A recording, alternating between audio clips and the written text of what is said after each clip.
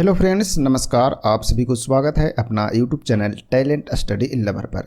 तो एएलपी और टेक्नीशियन की प्रीवियस ईयर क्वेश्चन जो कि सभी ओवरलाइनर क्वेश्चन है और इसमें कुछ न्यू क्वेश्चन भी है। तो साइंस की क्लास नंबर 38 स्टार्ट करते हैं। ठीक है, तो वीडियो को पूरा देखिएगा और इस क्लास की पीडीएफ भी आपको टेलीग्राम पर प्रोवाइड करा दिया जाता है। तो टेलीग्राम से पीडीएफ डाउनलोड कर दीजिएगा। टेलीग्राम का लिंक आपको वीडियो के नीचे डिस्क्रिप्शन बॉक्स में मिल जाएंगे। ठीक है, तो आने वाले एएलपी और टेक्नीशियन और अन्य सभी एग्जाम के लिए महत्वपूर्ण साइंस की क्लास है। ठीक है, तो चलिए शुरू करते हैं आज की क्लास।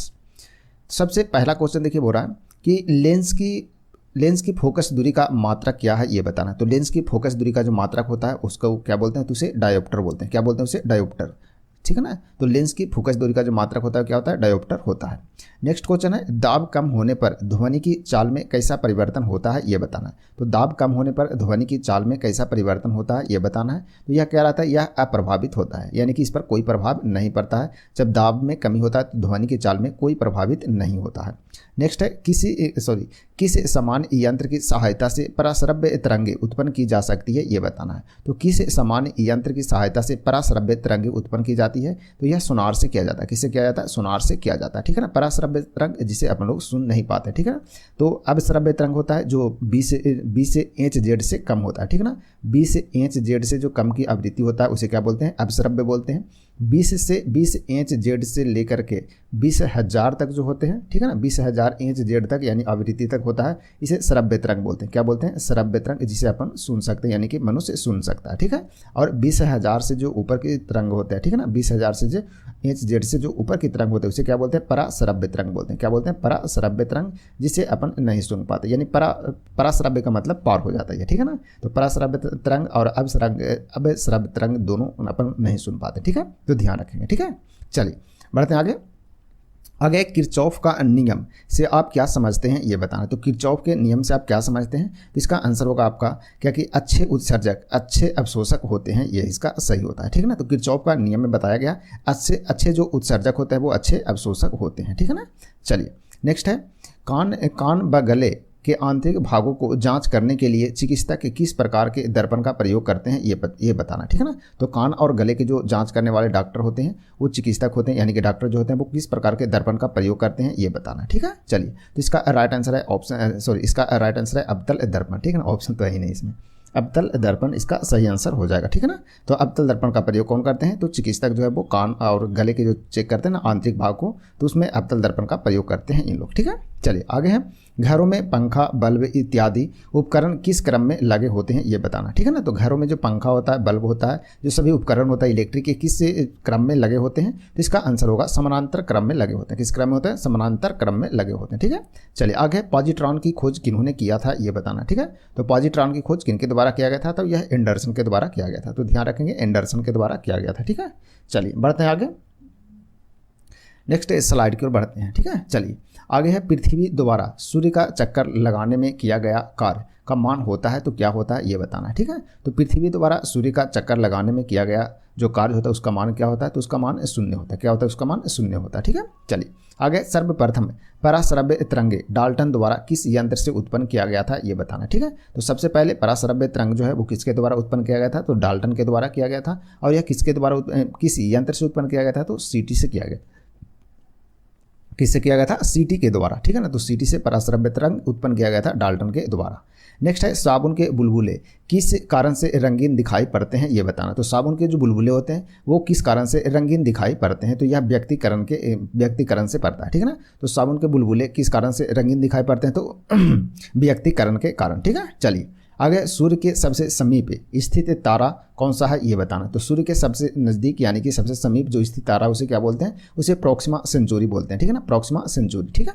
चलिए आगे है, उपग्रहों में ऊर्जा कैसे उत्पन्न की जाती है ये बताना। ठीक है। तो उपग्रहों में ऊर्जा जो है वो कैसे उत्पन्न किया जाता है? जैसे उपग्रह भेजते हैं ना, अब जो अंतरिक्ष एजेंसी जो है वो क्या भेजते हैं? उपग्रह भेजते हैं। तो उसमें जो ऊर्जा है वो किस प्रकार से उत्पन्न किया जाता है? तो सौर सेल के द्वारा किया जाता है। किसके द्वारा? सौर सेल के द्वारा किया जाता है उसमें। नेक्स्ट है, कमरे में रखे रेफ्रिजरेटर का दरवाज़ा खोलने पर कमरे का ताप पर क्या प्रभाव पड़ता है ये बताना है। तो कमरे में रखे रेफ्रिजरेटर का दरवाज़ा जब खोलते हैं तो कमरे का ताप पर क्या प्रभाव पड़ता है ये बताना है। तो इसका राइट आंसर है ताप बढ़ जाता है। क्या होता है? ताप बढ़ जाता है। ठीक है। चलिए आगे, विद्युत का सबसे अच्छा सुचालक क्या है ये बताना है। तो विद्युत का सबसे अच्छा सुचालक क्या है, तो इसका राइट आंसर है चांदी, ठीक है ना। तो चांदी जो है वो विद्युत का अच्छा सुचालक होता है, ठीक है। चलिए आगे है, पानी के बुलबुला हवा में किस लेंस की तरह कार्य करता है बताना है, ठीक है। तो पानी का जो बुलबुला है वो हवा में किस तरह कार्य करता है, ठीक है। तो किस लेंस के भांति कार्य करता है, तो यह अवतल लेंस के भांति कार्य करता है, ठीक है ना। तो पानी का बुलबुला हवा में अवतल लेंस के भांति कार्य करता है। चलिए आगे है, किस यंत्र के द्वारा विद्युत धारा मापी जाती है ये बताना है। तो किस यंत्र के द्वारा विद्युत धारा मापी जाती है, तो इसका राइट आंसर है आमीटर के द्वारा। किसके द्वारा, आमीटर के द्वारा मापी जाती है। आगे, भारतीय विज्ञान संस्थान इंडियन इंस्टीट्यूट ऑफ साइंस कहाँ स्थित है ये बताना है। तो भारतीय विज्ञान संस्थान कहाँ स्थित है, तो बंगलौर में स्थित है, जो कि कर्नाटक की राजधानी है, ठीक है। चलिए आगे है, आर्द्र या जल वाष्प मिली वायु का घनत्व शुष्क वायु की तुलना में कैसा होता है ये बताना है। तो आर्द्र या जल वाष्प मिली हुई वायु का जो घनत्व होता है वो शुष्क वायु की तुलना में कैसा होता है ये बताना है। तो इसका आंसर हो जाएगा, शुष्क वायु का जो घनत्व होता है वो अधिक होता है। क्या होता है, शुष्क वायु का जो घनत्व होता है क्या होता है, अधिक होता है, ठीक है। चलिए आगे है, जब किसी वस्तु को दर्पण से दूर ले जाने पर प्रतिबिंब बढ़ता जाता है तब वह किस प्रकार का दर्पण है ये बताना, ठीक है। जब किसी वस्तु को दर्पण से दूर ले जाने पर प्रतिबिंब बढ़ता जाता है, ठीक है, तो वह किस प्रकार का दर्पण है ये बताना। तो इसका राइट आंसर होगा अवतल दर्पण। वह किस प्रकार का दर्पण रहेगा, अवतल दर्पण रहेगा, ठीक है। चलिए आगे नेक्स्ट, समस्थानिक परमाणु में इलेक्ट्रॉन, प्रोटॉन और न्यूट्रॉन में क्या संबंध होते हैं ये बताना। तो समस्थानिक परमाणु में इलेक्ट्रॉन, प्रोटॉन, न्यूट्रॉन में क्या संबंध होते हैं, तो इसका आंसर हो जाएगा, इलेक्ट्रॉन व प्रोटॉन की संख्या जो होता है वो समान होता है, परंतु न्यूट्रॉनों की संख्या जो होता है वो भिन्न होते हैं, ठीक है। तो इलेक्ट्रॉन और प्रोटॉन समान होते हैं, जबकि न्यूट्रॉन क्या होता है, भिन्न होते हैं, यानी अलग अलग होते हैं। चलिए आगे है, बिना उपग्रह वाले दो ग्रह जो मुख्यतः हैं वो कौन कौन है, तो बुध और शुक्र है, ठीक है ना। बुध और शुक्र, जिसका कोई भी उपग्रह नहीं है, ठीक है। चलिए आगे बढ़ते हैं। नेक्स्ट है, ठंडे देशों में झीलों का जल जो है वो जम जाने के बाद भी झील के नीचे का जल जो है वो ताप कितना रहता है ये बताना है, ठीक है। बोल रहा क्या कि ठंडे देशों में झीलों का जल जो है वो क्या होता है, जम जाने के बाद भी झील के नीचे के जल का जो तापमान रहता है वो कितना रहता है ये बताना है। तो इसका राइट आंसर हो जाएगा क्या, 4 डिग्री सेंटीग्रेड, ठीक है ना। 4 डिग्री सेंटीग्रेड रहता है, ठीक है। चलिए आगे, भू स्थिर उपग्रह का परिक्रमण काल कितने घंटे का होता है ये बताना। तो भू स्थिर उपग्रह का परिक्रमण काल 24 आवर का होता है, यानी 24 घंटे के होते हैं, ठीक है। चलिए आगे, जैसे जैसे वस्तु ठंडी होती जाएगी, ठीक है ना, उसके ठंडे होने की दर पर क्या प्रभाव पड़ेगा ये बताना है। तो क्या होगा, इसका कमी होगा। क्या होगा, कमी होगा। तो जैसे जैसे वस्तु ठंडी होती जाएगी वैसे ही उसके ठंडे होने का दर पर क्या प्रभाव होता है, तो कम होते जाता है, ठीक है। चलिए आगे है कि यदि किसी तार की त्रिज्या आधी कर दी जाए तो उसका प्रतिरोध पर क्या प्रभाव पड़ेगा ये बताना है। तो जब किसी तार की त्रिज्या आधी कर दी जाती है तो उसका प्रतिरोध पर क्या प्रभाव पड़ेगा ये बताना, ठीक है। चलिए तो इसका राइट आंसर क्या हो जाएगा, तो इसका हो जाएगा 1/6 गुना हो जाता है। क्या होता है, 1/6 गुना हो जाता है, ठीक है। चलिए कलर चेंज कर लेते हैं, थोड़ा सा दिख नहीं रहा, ठीक है ना। हाँ चलिए ठीक है।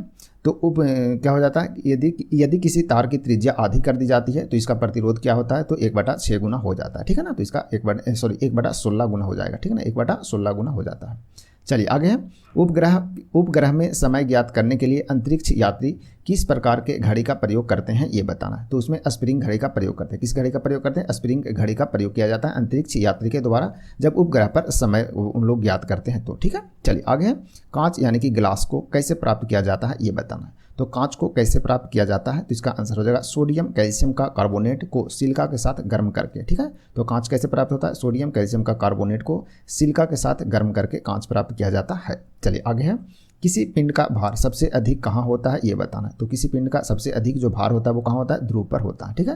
तो सबसे अधिक भार होता है ध्रुव पर, और सबसे कम भार जो होता है वो कहाँ होता है, तो सबसे कम जो भार होगा वो कहाँ होगा, केंद्र पर होगा, ठीक है ना। केंद्र यानी कि बीचों बीच पर होगा, ठीक है।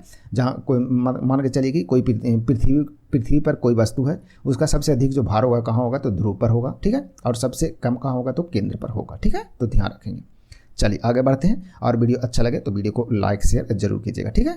और इस क्लास में टोटल आज की क्लास जो है वो 38 नंबर क्लास है, ठीक है ना। बाकी अभी से 37 क्लास हो चुके हैं और सभी के सभी प्लेलिस्ट बने हुए हैं। तो प्लेलिस्ट पूरा एक बार जरूर देखिएगा, साइंस आपका बहुत सारा उसमें कवर हो जाता है, ठीक है। तो आने वाले सभी एग्जाम के लिए इंपॉर्टेंट है, तो इसमें पूरा वीडियो आप लोग जरूर देखिएगा, ठीक है। और डे बाय डे ये भी क्लास आपको आते रहेगा, ठीक है। चलिए नेक्स्ट है पुच्छल तारा, ठीक है ना, यानी कॉमेट्स कितने वर्षों पर दिखाई देते हैं ये बताना है। तो पुच्छल तारा 76 वर्षों में दिखाई देते हैं, ठीक है। कितने वर्षों में? 76 वर्षों में दिखाई देते हैं, ठीक है। चलिए आगे है, रेगुलेटर को प्रतिरोध में क्यों जोड़ा जाता है ये बताना। तो रेगुलेटर को प्रतिरोध में क्यों जोड़ते हैं? धारा नियंत्रक का कार्य करने हेतु जोड़ते हैं, ठीक है ना। तो धारा नियंत्रक का कार्य करने हेतु रेगुलेटर को क्या किस में जोड़ते हैं? परिपथ में जोड़ते हैं। चलिए आगे है, किस रंग का तरंगदैर्घ्य सबसे अधिक होता है, ठीक है। तो किस रंग का जो तरंगदैर्घ्य सबसे अधिक होता है? तो लाल का तरंगदैर्घ्य जो सबसे अधिक होता है। और सबसे कम किसका होता है? तो सबसे कम होता है बैगनी का, ठीक है ना। तो बैगनी का सबसे कम होता है तरंगदैर्घ्य और लाल का सबसे अधिक होता है तरंगदैर्घ्य, ठीक है। चलिए नेक्स्ट है, सभी विद्युत चुंबकीय तरंग एक ही समान चाल से चलती है, ठीक है ना। तो सभी विद्युत चुंबकीय तरंग जो है वो एक समान चाल से चलती है। इसका चाल किसके बराबर होता है ये बताना है, ठीक है। तो सभी विद्युत चुंबकीय तरंग जो है वो एक समान चलती है। इसका चाल किसके बराबर होता है?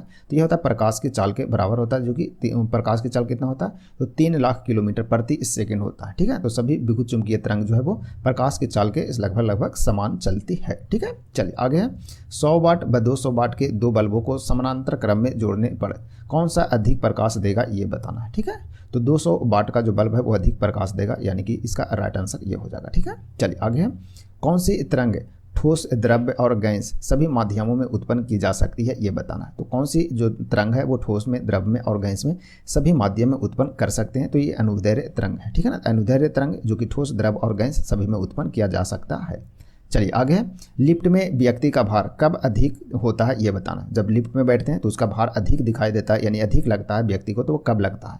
तो जब लिफ्ट त्वरण के साथ गमन करता है, ठीक है ना, जब ऊपर की ओर, ठीक है ना, जब लिफ्ट ऊपर की ओर त्वरण के साथ गमन करता है, यानी कि जब लिफ्ट जो है उसमें व्यक्ति बैठा हुआ है और जब ऊपर की ओर जाता है त्वरण से, तो उस टाइम व्यक्ति को लगता है कि भार जो है वो थोड़ा अधिक है मेरा, ठीक है ना। तो व्यक्ति को भार अधिक महसूस होता है, ठीक है। चलिए नेक्स्ट बढ़ते हैं आगे है, उष्मा गतिकी का प्रथम नियम किसके संरक्षण को प्रदर्शित करती है ये बताना। तो उष्मा गति का जो नियम है वो किसके संरक्षण को प्रदर्शित करती है? प्रथम नियम है, तो इसका राइट आंसर होगा ऊर्जा संरक्षण का। किसका करता है? उष्मा के गति का जो प्रथम नियम है वो उष्मा संरक्षण को क्या करता है? प्रदर्शित करते हैं। चलिए आगे है, चंद्रमा तल से आकाश का रंग कैसा दिखाई देता है ये बताना है। तो चंद्रमा तल से आकाश का रंग कैसा दिखाई देगा? तो काला दिखाई देगा। कैसे दिखाई देगा? काला। नेक्स्ट है, पृथ्वी का द्रव्यमान लगभग कितना होता है ये बताना। तो पृथ्वी का जो द्रव्यमान होता है वो कितना होता है?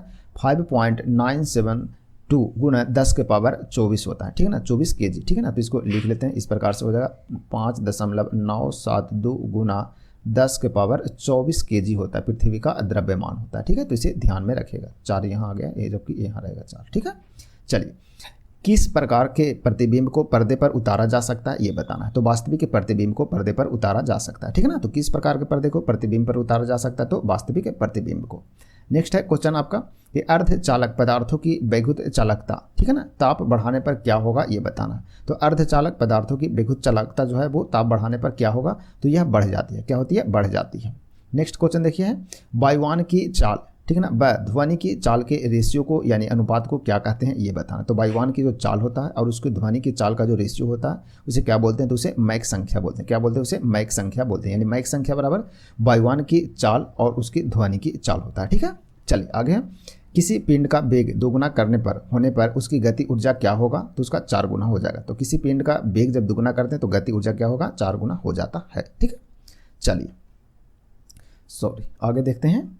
नेक्स्ट है, समतल दर्पण में व्यक्ति को अपना पूरा प्रतिबिंब देखने के लिए दर्पण की लंबाई कम से कम कितनी होनी चाहिए ये बताना है। तो समतल दर्पण में यदि कोई व्यक्ति अपना पूरा प्रतिबिंब देखना चाहता है तो उसकी लंबाई कम से कम जो होना चाहिए वो कितना होना चाहिए? दर्पण की लंबाई जो है वो कम से कम कितना होना चाहिए ये बताना है। तो व्यक्ति की लंबाई से आधी, यानी कोई वस्तु है, ठीक है ना, कोई वस्तु है उससे कम से कम आधा होना चाहिए समतल दर्पण की लंबाई, तभी हुआ क्या दिखाई देगा? पूरा प्रतिबिंब दिखाई देगा, ठीक है। चलिए आगे, तारों का जीवन काल किस पर निर्भर करता है ये बताना है। तो उसके ताप एवं द्रव्यमान पर निर्भर करता है, ठीक है। तो उसके ताप एवं द्रव्यमान पर निर्भर करता है तारों का जीवन काल। नेक्स्ट क्वेश्चन है, पृथ्वी की आयु ज्ञात करने में किसका प्रयोग करते हैं ये बताना है। तो यूरेनियम डेंटिंग विधि का प्रयोग किया जाता है पृथ्वी की आयु को ज्ञात करने में, ठीक है। चलिए आगे है, घरों में उपयोग किए जाने वाले विद्युत ऊर्जा को किस इकाई में मापते हैं ये बताना, ठीक है। तो घरों में जो विद्युत ऊर्जा को यूज करते हैं, ठीक है ना, तो उसको किस इकाई में मापते हैं? तो किलोवाट घंटा में मापते हैं। किस में मापते हैं? किलोवाट घंटा में मापते हैं। चलिए आगे, परमाणु उदासीन क्यों होते हैं? तो परमाणु उदासीन क्यों होते हैं ये बताना है। तो इसका आंसर है इलेक्ट्रॉन व प्रोटॉन की संख्या बराबर होने के कारण। ठीक है, तो इलेक्ट्रॉन और प्रोटॉन की संख्या बराबर होने के कारण परमाणु उदासीन होते हैं। चलिए आगे है लेसर। ठीक है ना, लेसर शब्द जिसका संक्षिप्त रूप है, यानी कि लेसर का पूर्ण रूप क्या होता है? तो light amplification by stimulated emission of radiation होता है। ठीक है ना, तो लेसर का ये पूर्ण रूप होता है, तो इसे ध्यान में रखिएगा, याद कर लीजिएगा। ठीक है, आगे, नदी में तैरता जलयान जब समुद्र में जाता है तो उसकी स्थिति क्या होती है ये बताना। कोई जलयान है, यानी कोई जहाज जो है वो पानी की, वो नदी में तैर रहा है और उसी रास्ते हुआ फिर समुद्र में जब जाता है तो उसकी स्थिति क्या होती है ये बताना है। तो जलयान थोड़ा सा ऊपर उठ जाता है, जैसे ही वह समुद्र में एंट्री करता है तो क्या होता है? थोड़ा सा ऊपर उठ जाता है। ठीक है, चलिए आगे बढ़ते हैं नेक्स्ट स्लाइड की ओर। ठीक है, चलिए आगे है समुद्र की दूरी मापने की इकाई क्या है ये बताना है। तो समुद्र की दूरी मापने की इकाई को नॉटिकल मील बोलते हैं। क्या बोलते हैं? नॉटिकल मील बोलते हैं। ठीक है, चलिए आगे है पराश्रव्य तरंगों को कौन दो जीव सुन सकते हैं? ठीक है ना, तो पराश्रव्य तरंग है उसे कौन सुन सकता है? क्योंकि हम लोग मनुष्य तो सुन नहीं सकता, तो कुत्ता और चमगादड़। ठीक है ना, तो कुत्ता और चमगादड़ जो कि पराश्रव्य तरंग को सुन सकते हैं। पराश्रव्य तरंग कितना होता है? तो 20,000 इंच जेड से जो अधिक की जो तरंग होता है उसे पराश्रव्य तरंग बोलते हैं। ठीक है, तो उसे कुत्ता और चमगादड़ सुन सकता है। नेक्स्ट है ध्वनि की चाल किस माध्यम में सबसे कम होती है ये बताना। तो सबसे कम जो होता है वो गैस में होता है। ठीक है ना, और सबसे अधिक ठोस में होता है। ठीक है, चलिए आगे है गाड़ी में कार्बोरेटर का क्या कार्य होता है ये बताना। तो गाड़ी में कार्बोरेटर का क्या कार्य है? तो पेट्रोल तथा हवा का मिश्रण बनाने में यह कार्य करता है, यानी काम करता है। यह पेट्रोल तथा हवा का मिश्रण बनाने में यह कार्य करता है। कौन? गाड़ी का कार्बोरेटर है जो। ठीक है, चलिए आगे है स्पुतनिक 2 की सहायता से अंतरिक्ष में भेजा जाने वाला पहला जानवर कौन है? ठीक है ना, यानी कि स्पुतनिक 2 से भेजा गया था, तो पहला जानवर भेजा गया था अंतरिक्ष में, जिसका नाम क्या है तो ये बताना है। ठीक है, तो उसका नाम है लाइका नामक कुत्ता था, जो कि क्या थी? कुतिया। ठीक है, तो लाइका नामक कुतिया भेजा गया था। ठीक है, स्पुतनिक 2 के द्वारा। नेक्स्ट है वर्षा की बूंदें गोल होने का कारण क्या है ये बताना। तो पृष्ठ तनाव के कारण वर्षा की जो बूंद होते हैं वो क्या होते हैं? गोल होते हैं। ठीक है, चलिए आगे है कोई उपग्रह पृथ्वी के गुरुत्वाकर्षण से दूर अंतरिक्ष में कब जाएगा ये बताना है। तो कोई उपग्रह जो है पृथ्वी के गुरुत्वाकर्षण से दूर अंतरिक्ष में कब जाएगा? जब उसे, यानी कि जब कोई उपग्रह है जब उसे 11.2 किलोमीटर प्रति सेकंड की रफ्तार से या 25,000 मील प्रति घंटा की चाल से उसे भेजा जाता है। ठीक है, यदि कोई वस्तु है उसे 11.2 किलोमीटर प्रति सेकंड के स्पीड से यदि भेज देते हैं पृथ्वी से, तो वह पृथ्वी के गुरुत्वाकर्षण से दूर चला जाता है। ठीक है, चलिए तो ये था इसका राइट आंसर। नेक्स्ट बढ़ते हैं आगे बोल रहा है क्या? अपेक्षिक घनत्व का मात्रक क्या है ये बताना। तो अपेक्षिक घनत्व का कुछ भी मात्रक नहीं होता। ठीक है ना, यानी कुछ नहीं इसका मात्रक होता है। नेक्स्ट है हाइड्रोलिक। ठीक है ना, हाइड्रोलिक यानी कि द्रव चालित प्रेस। ठीक है ना, हाइड्रोलिक प्रेस द्रव चालित ब्रेक किस सिद्धांत पर कार्य करता है ये बताना। ठीक है, तो हाइड्रोलिक ब्रेक जो रहता है, ब्रेक हो जाएगा ये। ठीक है ना, हाइड्रोलिक ब्रेक या द्रव चालित प्रेस हो गया ये। ठीक है ना, प्रेस सही था ये, इसको रुपये हटा देते हैं थोड़ा सा। एक मिनट। ठीक है, चलिए इसका कुछ नहीं होता।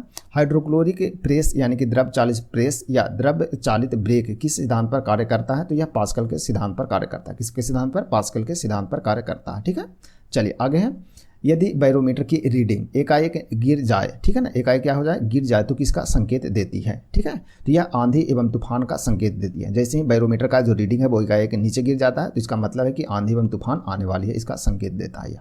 नेक्स्ट है बैरोमीटर की रीडिंग क्रमिक गिरावट किसका संकेत देता है? यानी क्रम, यानी कि धीरे धीरे यदि नीचे गिरा बैरोमीटर का रीडिंग, तो यह वर्षा का संकेत देता है। ठीक है, तो वर्षा का संकेत मतलब बैरोमीटर का जो रीडिंग है वो धीरे धीरे नीचे आएगा। ठीक है, बैरोमीटर की रीडिंग को क्रमित चढ़ाव यानी कि धीरे धीरे जब ऊपर चढ़ता है तो यह किसका संकेत देता है? तो मौसम साफ रहने की संकेत देता है। ठीक है, तो बैरोमीटर में टोटल 3 टाइप की रीडिंग आते हैं। पहला तो है क्या कि अचानक से नीचे गिरने लगा, अचानक से नीचे गिरा मतलब आंधी तूफान आएगा। ठीक है, धीरे धीरे नीचे आएगा इसका मतलब वर्षा होगा, और धीरे धीरे ऊपर जब चढ़ेगा रीडिंग इसका मतलब मौसम साफ रहेगा। ठीक है, तो ये तीनों पॉइंट को आप ध्यान में रखेंगे।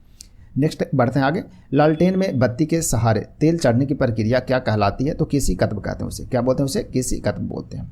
नेक्स्ट है गेंद स्पिन करना किस सिद्धांत पर कार्य आधारित होता है ये बताना। तो गेंद स्पिन करना किस सिद्धांत पर आधारित है?